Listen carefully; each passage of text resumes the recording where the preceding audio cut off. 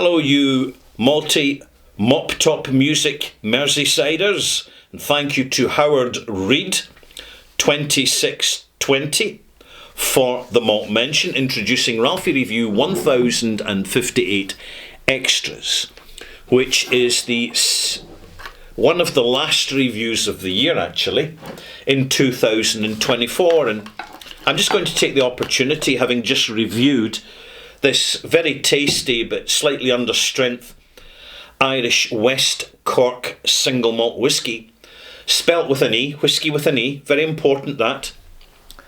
It's an authentic, flavoursome, delightful and beautifully signatured Irish single malt, but it's not quite giving the full punch because it's at 40% and not 46%. Small distilleries need to bottle at 46% because their market that they're catering to is looking for whisky with flavour. That is the modern trend. People don't want sanitised whisky. They want flavoursome whisky. And the reason's simple, because people have developed their palates. People are stopping more than they ever used to in the old days. Instead of knocking the whisky back with a few blocks of ice in the tumbler, they're actually taking the time to smell and taste the stuff. And it's important we realise this. It's important we realise that there's nothing glamorous about a whisky business. You're really up against it because unlike the majority of other businesses, there's excessive taxation on whisky. And it's not just in the UK. It's generally all around the world. Ireland pays the highest duty across the range of alcoholic beverages. When you put beer, wine, spirits, lump them all together and look at the customs and excise duty, it is extortionate. It is taken as apparently, allegedly legitimate form of taxation because, whisky's a narcotic and it's bad for you. In the same vein that in the same vein as cigarettes and tobacco, so that cigarettes and cigars are bad for you, therefore there should be additional tax on them. But I would say that anything with a whole load of sugar in it is also highly addictive and bad for your health if you allow it to be so and you do not exert responsibility and self-control. So where's the sugar tax? Well, they've considered it, but they don't want to go for it because there's too much money in it. How about medication tax?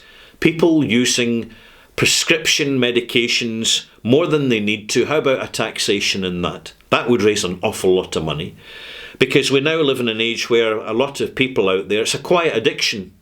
Despite the fact that there are many medications which are essential, work incredibly well, and when prescribed by a doctor, are very, very successful in helping a patient who is sick or suffering an ailment. But at the same time, there are many people self-prescribing through chemist shops or continuing to use prescribed medication just indefinitely. Even when perhaps they are no longer working, or worse, they're actually doing more harm than good. So where's the taxation in that? In fact, when we look at the whole subject of taxation, wouldn't it be simpler to just cancel taxation completely and just every year produce a little bit more of what's called quantitative easing? In other words, just put more money into the banking supply. Just write another cheque. Just press another button in the algorithm. Get the algorithm to generate another 20% of assets. And it would just basically remove the whole bureaucracy of tax collecting. But that is a much bigger conversation for not just another episode, but probably another channel. It's interesting when you look more closely at taxation. And this is something we have to think about because money is precious and distilleries want to sell us product or experiences if we happen to visit the distillery and go on the tour. And we take an interest, and then it starts to eat into our wallets, and we continue because we enjoy the hobby, we enjoy the experience, we're not drinking too much, and the challenge moves away from buying more to buying better. And that's what's happening right now at the end of 2024. We know there's additional taxes. We know that when customs and excise and duties are placed on any alcoholic beverage, they actually put additional taxes on top of it. So in fact, they're taxing taxation. And there's a lot of products we can buy out there where this doesn't happen. So in fact, the alcohol industry has to contend with usury, blunt force usury. And this puts enough pressure on that. There's nothing glamorous about a whisky distillery. When you're managing and having to cope with the finances, the energy costs, trying to source your next decent quality casks from goodness knows where, because there's so much global demand for it. And your good old standard sherry cask that you used to get for 400 quid is now £1,500. Because the inflation in production costs is outpacing the inflation in the price increase. This is a very real problem that distilleries face. And it's something that whisky customers, I'm not going to say consumers, marketing departments relegate us, belittle us to the role of consumers. Because it helps to exclude us from the narrative. And you see this in every industry, in every product, the consumer. It's like bacteria consume, like flies consume a corpse, here comes the consumers. It's very derogatory. And it sanitizes and belittles the relationship that the customer has with a business. Small distilleries are much more aware of this, and as a result, they're more personable. And they're more open to engagement and brief conversation and connectability. Whether they do this directly or they do it through specialist high street retailers, or you're talking to people at whisky festivals, always a good investment for buying a ticket, so you'll get no other opportunity to taste and try more whiskies out there than you will at a whisky festival. They're a fairly recent phenomenon, and back in the 1990s, whisky festivals were invisible. They didn't exist, actually. I remember the first one I attended. It's called Whisky Live. It was a pretty poor show. It was badly organised. And it was in a marquee tent in the middle of Glasgow in a place called George Square. And it was really clumsy and awkward, and they'd done a terrible job in trying to sell tickets. It wasn't really, certainly in Scotland, it wasn't until Whisky Fringe appeared that the whole concept of the whisky festival, as it should be, really started to take shape. So obviously, if you're interested in Irish whisky, you're really looking for what's happening both in Dublin and in Belfast. But also, importantly, look for smaller, regional, little whisky festivals across Ireland, because this is going to be such an important showcase for the new generation of Irish distillers. I really feel for Irish distillers because I really get a strong impression the amount of bureaucracy that they've got to deal with is more or less off the scale, particularly in terms of local government, and it being so incredibly out of touch and incredibly naive in the imposition of BS and fake narrative that bureaucracy tends to generate to create its own little kingdom. I think Irish people are far too tolerant for their own good, actually.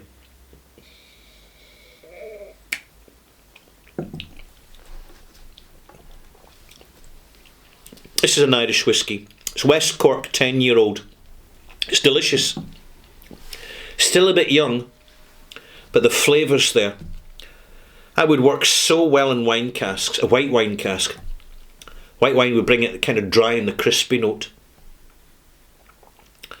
But they go, you know, just giving an opinion.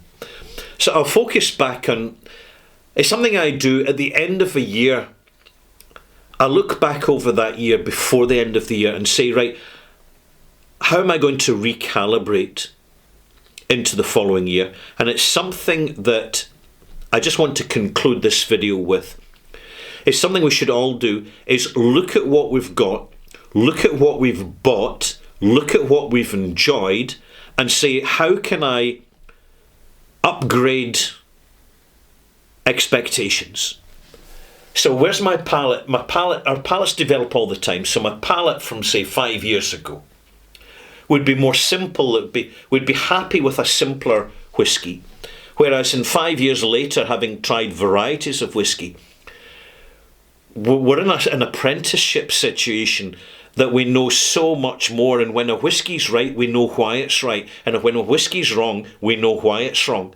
Because we've been to whiskey festivals, and we've been online, and we've been in the whiskey little social group, and the amount and the quality of information that's bouncing about in the online whiskey community is just amazing.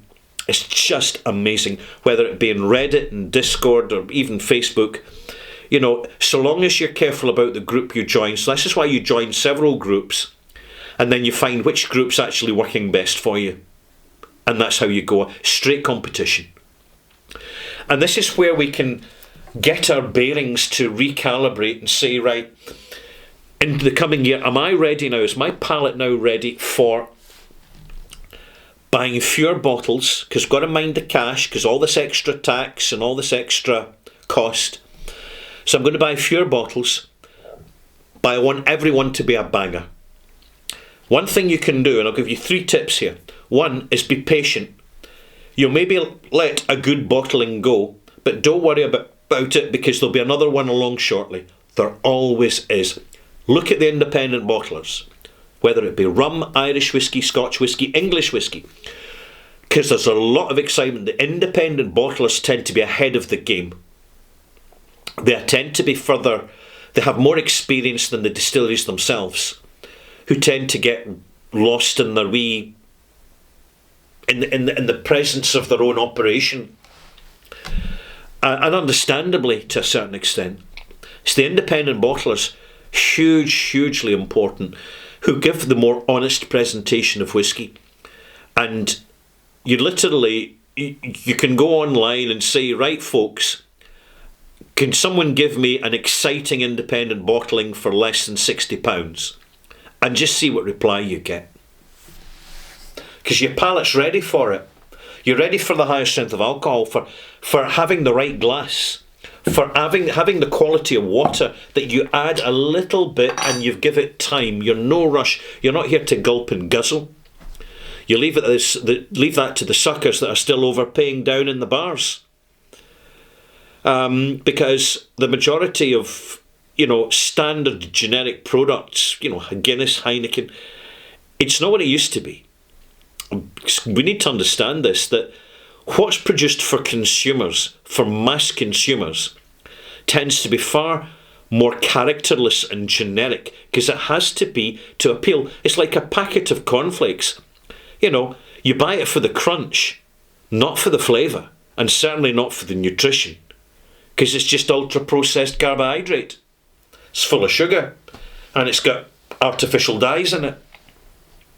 That's what you get in the modern food supply. In the same way, our quality of life, particularly if we consume quality of food and invest in quality of food, fresh food, locally sourced, nutritionally rich food with real vitamins and minerals in it, like, you know, it's been growing in soil in the ground in a field somewhere near, that's going to improve your health. And it's exactly the same with whiskey. If you're buying a bit less, consuming maybe 3 evenings a week, consuming moderately, drinking plenty of water around your whiskey, keeping hydrated, managing your liver in particular with a little bit of tudga and milk thistle supplementation. No harm in that, works wonders. And make sure you take 3 or 4 nights off a week, ideally stone cold sober, because there's definitely a phenomenon that people get too enthusiastic and they're having too much whiskey too fast over too short a period of time, and they actually end up confusing their palate and saturating their taste buds. And then the taste buds to cope just kind of close down. And so this is what happens when you pour a whiskey and you're perfectly good health, no medications, anything like that's going to distort your flavour. And you can't taste a thing and you just go, I'm just not in the mood. That's because the brain, your senses, they need a night off. So I would say 2 nights and an evening, maybe Friday or Saturday, Thursday, Friday, Saturday. Absolutely no more than a quarter of a bottle a week. Ballpark figure. It's measured in units, but actually go modest. Go modest.